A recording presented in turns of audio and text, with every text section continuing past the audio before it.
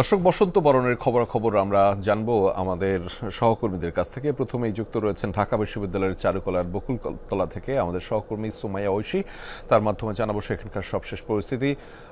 সুমাইয়া ঐশী, বসন্ত উৎসবের এখন কি মূলত আয়োজন চলছে এবং সেখানে কেমন ধরনের মানুষ সামিল হয়েছেন? নানা বয়সী, নানা শ্রেণী পেশার মানুষ সেখানে আসলে সামিল হওয়ার কথা, কি দেখছেন সেখানে?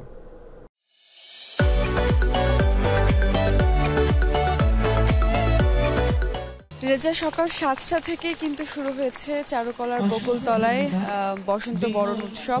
প্রতি বছরের মতো এবারও শুরু হয়েছে।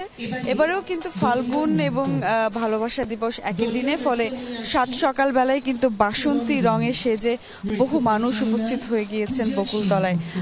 একটু আগে আমরা শুনছিলাম সেতারের সুন্দর টুংটাং ধ্বনি এবং তারই মাধ্যমে একটি মোহাচ্ছন্ন পরিবেশ তৈরি হয়ে গিয়েছিল।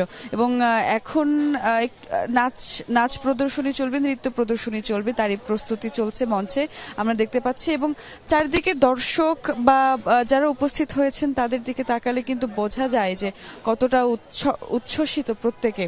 এবারে কিন্তু যেহেতু দুইটি বিশেষ দিন একসঙ্গে পড়েছে, ভালোবাসা দিবস ফাল্গুন, যেমনটি প্রথমে বলছিলাম, সেজন্য আসলে প্রত্যেকে, শিশু সহ বিভিন্ন বয়সের মানুষ উপস্থিত হয়ে গিয়েছেন এবং সকাল থেকে বিভিন্ন রকম আনুষ্ঠানিকতা চলছে বকুলতলায়।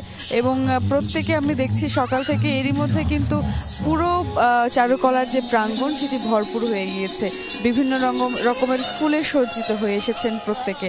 এবং যেরকমটাই আমি প্রথমে দেখলাম আসার সময়, সেটি হচ্ছে বেশ কিছু ছোট ছোট দোকান কিন্তু এই চারুকলার বকুলতলাকে ঘিরে তৈরি হয়েছে, যেখানে বিভিন্ন রকম ফুল এবং বিভিন্ন রকম প্রসাধনী গহনা সেখানে বিকিকিনি চলছে। সেখান থেকে সকলে বিকিকিনি করছেন এবং বসন্তকে উদযাপন করছেন।